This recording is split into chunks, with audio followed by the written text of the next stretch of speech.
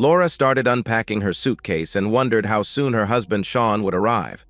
He had surprised her with a Bahamas cruise as a way to rekindle their marriage. Talk about a surprise. He only told her the night before. All she had to do was pack. Sean had cleared the vacation time with her work and informed both sets of parents. The only thing she didn't get to do in advance was call James, her lover. Laura was glad the hiding and lying would soon be over. Her affair with James had run its course. With the likelihood that she and Sean would be starting a family soon, it was time. She was, however, glad that she had been able to get into one affair before she had a baby. It was always meant to be a one-time, first and last fling to confirm her desirability to other men. As she thought about it, she was puzzled as to why she had given in and had agreed to meet with James in the first place. He was handsome and charming, and the intimacy was exciting at first, but there was no love. At one time, she had assumed there had to be an element of love to justify the need to have a lover. Now she was forced to admit it was just lust. The intimacy was good, but was certainly not worth risking her marriage to Sean. Thank goodness they had been careful. Neither Sean nor James' wife Donna had found out. Best to end it now and not tempt fate anymore. Laura was hoping Sean was truthful when he said he was ready to commit to having children after the cruise. Having children was one of, if not the main, reason for getting married when she did. She was so looking forward to becoming a mother.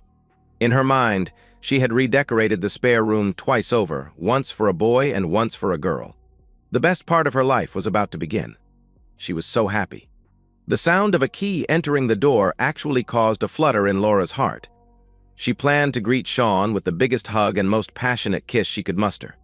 As the door opened, she gasped, "No, James, you can't come in. Sean will be here any moment. Go away." James yelled, "Laura, what are you doing here? Donna's supposed to be here soon. This is our cabin." Neither seemed to know what to do except tell the other to get out. After a few agonizing seconds, James hit himself in the head and said, "Oh, shit. Now I understand. This is supposed to be our cabin, yours and mine." "What are you talking about? Don't you see? They know. For some reason, your husband and my wife have decided to give us a lover's cruise.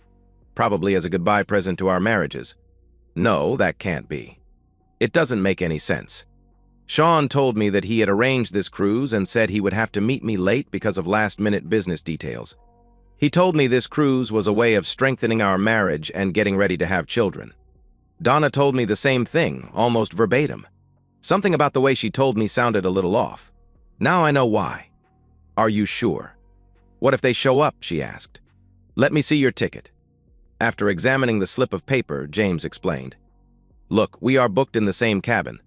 You can wait to unpack if you want to see if Sean is coming, but I think we're busted. I'm calling Sean." This must be some crazy mistake. She dialed and got nothing. A second try yielded the same results. Darn it. The phone company must still be doing their update. That's why I didn't call you last night. "Who told you that the phones weren't working?" James asked. "Sean," Donna replied. "Guess what Donna told me last night when I told her I needed to call someone? The phones probably won't work because they cut us off the phone plan. They knew we would try and call the other." "No, this can't be happening. I was going to stop our affair after the cruise. I want my husband and my marriage. I want to have children. Sean's children. Quick, let's get off the boat." "It's too late. The ship has left the dock already. We have a couple of days before our first port. I'll get off there and go home? I'll beg him not to do anything foolish." "How will you get home?" James asked. "I'll get a flight back," Donna replied. "How will you pay for it?" "With a credit card, of course," Donna replied. "So, you're assuming our credit cards are still valid?" "I hadn't thought of that." "Surely he wouldn't be that mean," Donna answered. "You can go to the purser and see if you can charge anything on your card. I'll go with you and check mine too."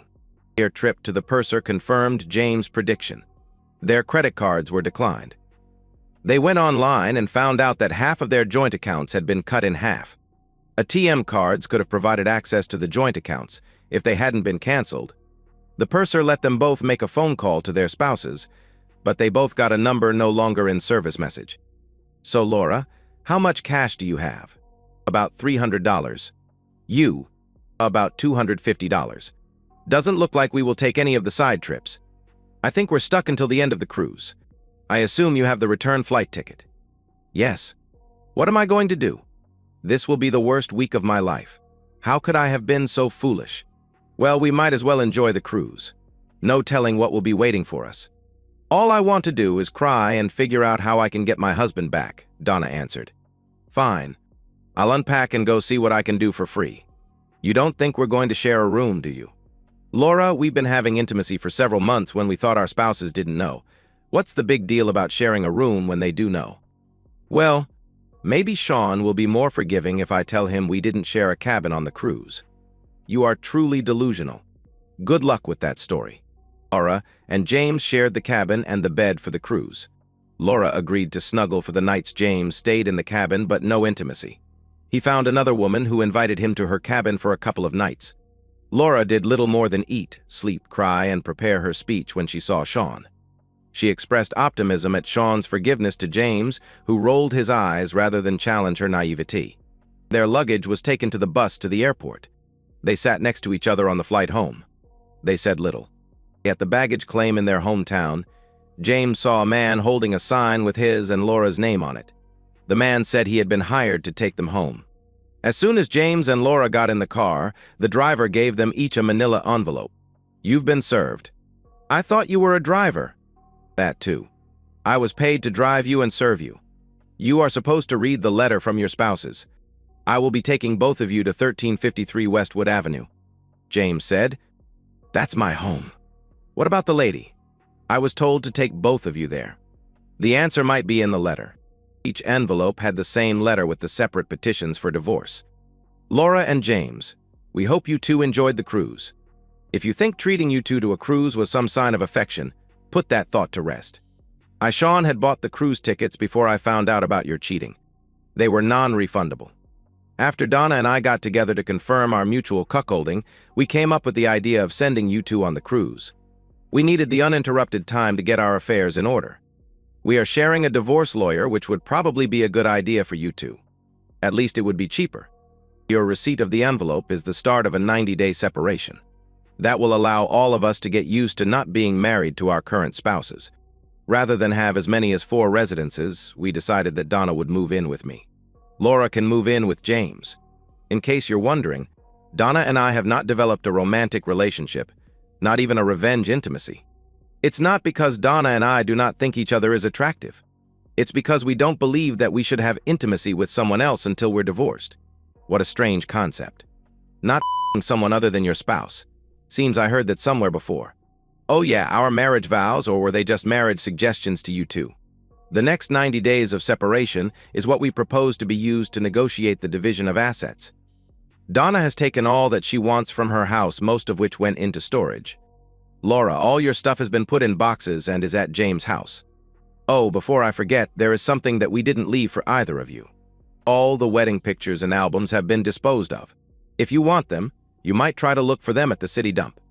Hey, you trashed our marriages. It seems a fair trade for us to trash our wedding pictures. Obviously, getting married did not mean the same to you as it did to us. Please spare us the excuses from the cheater's handbook. There is no excuse for what you two did, and you did it over and over again.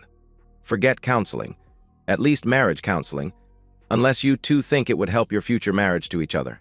But then there's that thing about whether a cheater who marries a cheater can ever trust their spouse. We know we couldn't, which negates the reason for us to receive marriage counseling. We do need to talk about the distribution of assets. We have not asked for anything unusual in the petition. Basically a 50-by-50 split for me and Laura. Donna has a prenup that keeps James from getting much. The way I see it is that half is not fair, but I can't expect any better should we go to court. What is fair about Laura getting half when she has committed the crime and I have not? There should be more serious consequences for you two, otherwise, you might not feel punished. If you are not punished, you might believe you can get away with it again, whether you two get married or wind up marrying other people. What punishment to give you two has been the source of discussion for many hours between Donna and me. By the way, James, that 20-year-old scotch you've been saving is wonderful. Sorry, but the bottle is now empty. Donna was really creative in her suggestions, however, most were illegal. This is what we have settled on. Copies of the pictures, videos, and recordings we have of you two in the throes of sexual bliss will be distributed to everyone within our families, schools, churches, neighborhoods, and anyone else we can think of. I hope that got your attention. What we really want to do is increase your desire to settle the conditions of divorce as quickly as possible. Some might consider our proposal as a threat or blackmail. We consider it an incentive. We also debated whether or not to sue the company you two work for. They have a no fraternization policy, but we don't have proof of your trysts occurring at the office or during work time. Too bad, we could have used the money. Guess you got lucky in one regard. All future communication should be handled through our attorneys. We both have new phone numbers only our attorneys know. Our attorney's contact information is listed below. We suggest we have a meeting or two where we try to iron out any differences. There are things like insurance, properties, loans, mortgages, alimony, etc. Might be deals we trade things for rather than split in half. These sessions will only be for asset settlement. We will not entertain excuses, apologies, explanations, or pleas for forgiveness or counseling. Regards, Donna and Sean. Laura was crying. The loss of her husband and the loss of having his children were both clawing the insides of her heart. James tried to be consoling. His depression didn't hit until he saw his house. Boxes and boxes of Laura's stuff filled his living room. All photos of Donna, as well as most of her things, were missing.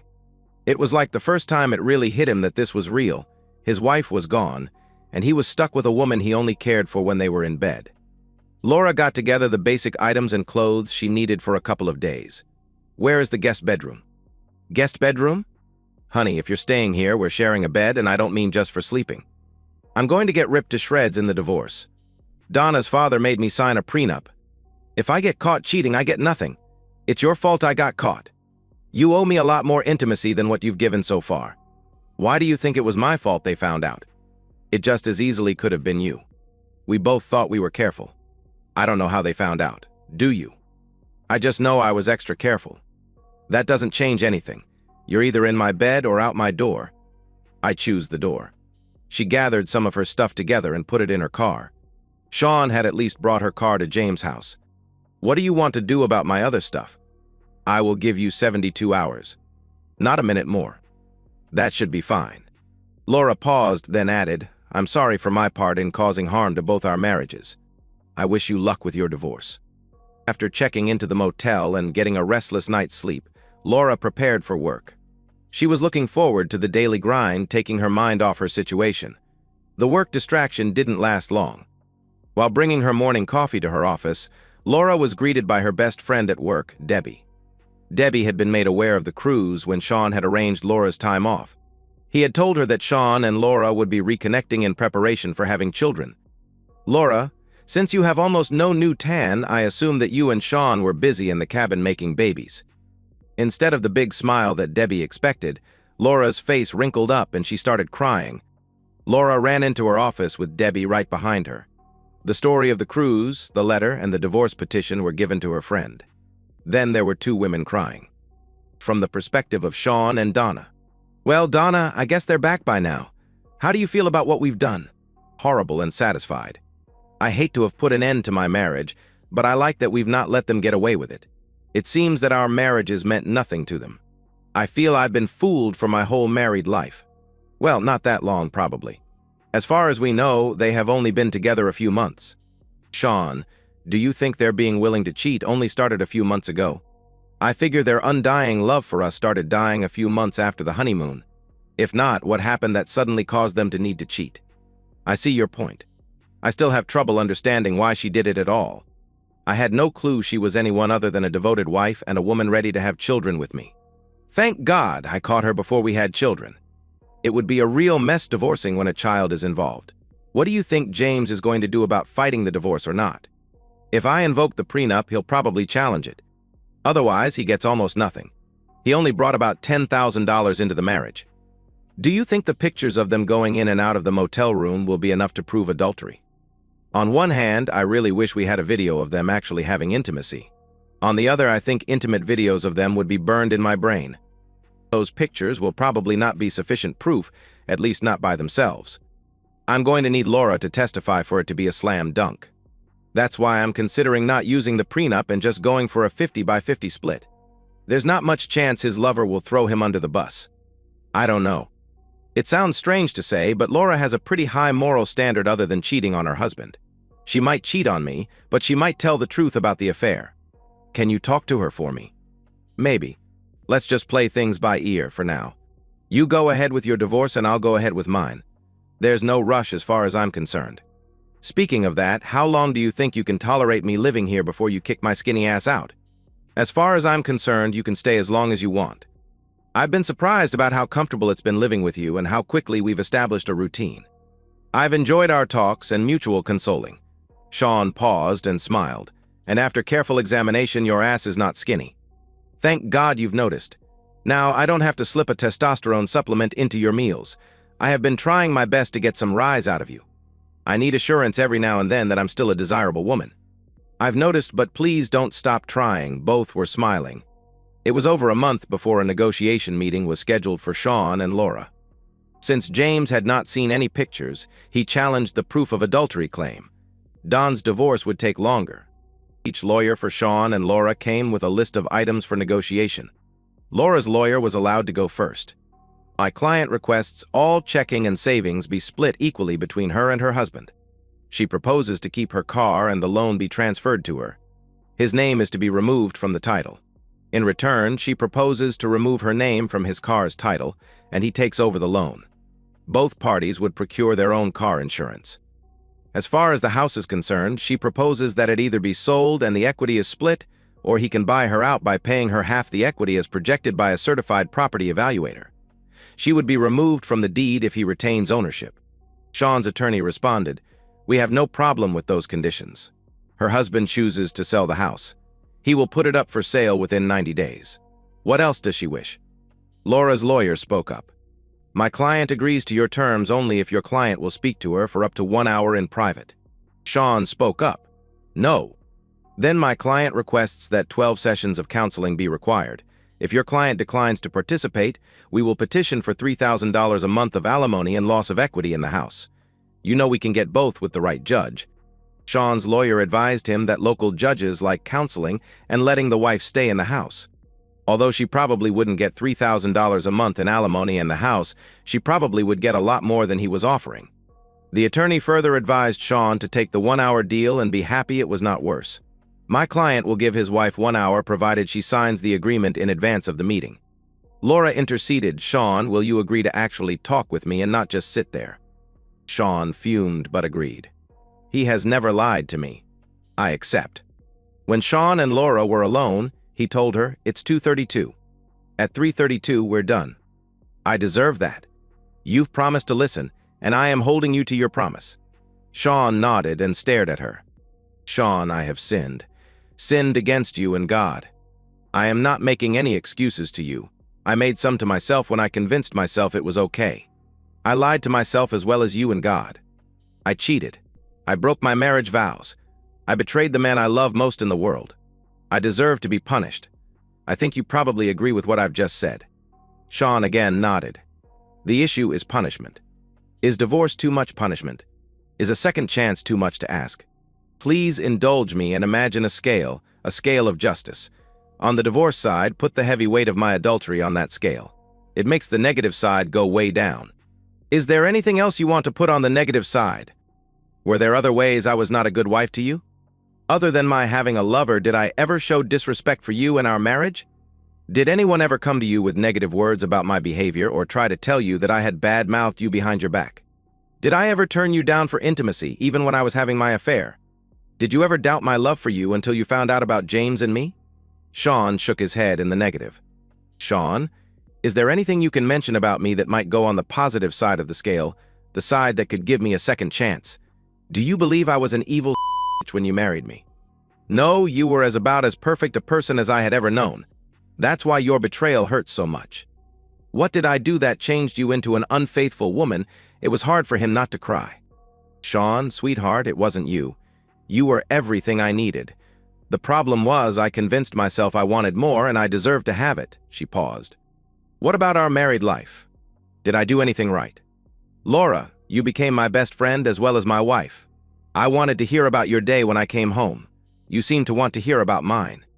I felt guilty that I was spending too much of our budget on things for me while you barely asked for any money. I love talking to you about politics. Even though you're wrong most of the time, he caused both of them to grin. I enjoyed our talks about children and our future. I never, Ever mistrusted you when I was away on business trips. We loved each other too much, or so I thought. I know you said it was all your fault, but I can't help wondering if I took you for granted or did something else that caused you to turn to James. Now he was crying. Look at the scale now, Sean. Is it anywhere close to balancing? Do you have an ounce of love for me left to put on the second chance side? I know it's hard to believe any promises I make after having broken our marriage vows, but I promise in the lives of our unborn children that I will never betray you again. Please give me a second chance. Sean thought about his choice until it hurt his head. Laura, it's going to take a while for me to get the mental image I have of you and James f***ing in a motel room out of my head. I will agree to have my lawyer hold the divorce papers we just signed under one condition. Agree to testify against James and Donna's divorce. What would I be testifying about? Laura asked. James has challenged the pictures of you and him coming out of the motel room as proof you and he were having intimacy. Legally, he's probably right. You would testify that you and he were having intimacy. So you were lying when you said you had videos of us having intimacy. Oh, well, there's nothing we can do about that now. Sean, I have no trouble telling the truth about the affair. Of course, we were having intimacy in the motel room. I am sorry that I have endangered 2 marriages, but I will not lie to save James any punishment. He is not worth lying for. He and I both deserve some punishment. I just wish it wasn't a divorce. Thank you. I will tell my attorney. Sean, what does this mean about our living arrangement? Will you let me move back in the house? Donna is living there now. You will have to wait. I don't want to kick her out until she has a place, but I also promise to put our house for sale. If you put a hold on the divorce, you don't have to sell the house. I will be willing to wait until Donna moves out as long as you and I get to spend time together. We probably should date again. We are 2 changed people. We need to rediscover ourselves and our relationship. God willing, we will fall back in love and get ready to fill our house with children. I'm not so sure about filling the house, but I would like a few. Your idea is agreeable to me. I will tell Donna. Donna was not as pleased with the news as Sean expected, but she did force a smile and said, "Thank you." When James heard that Laura was willing to testify that he and she had intimacy at the motel, he capitulated. He was surprised that Donna was willing to pay off his car loan and credit card to compensate him for the forfeiture of his half of the equity in their house.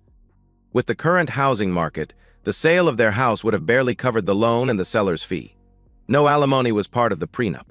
Sean was perplexed Donna had been so lenient and asked her about that. I wanted to burn the bastard really badly. His betrayal hurt me more than anything ever had. Then I looked at you. You were badly hurt, yet you were able to not be vindictive towards Laura. The scale of justice thing caused me to reconsider. My and James's marriage did have mostly positive aspects before their affair.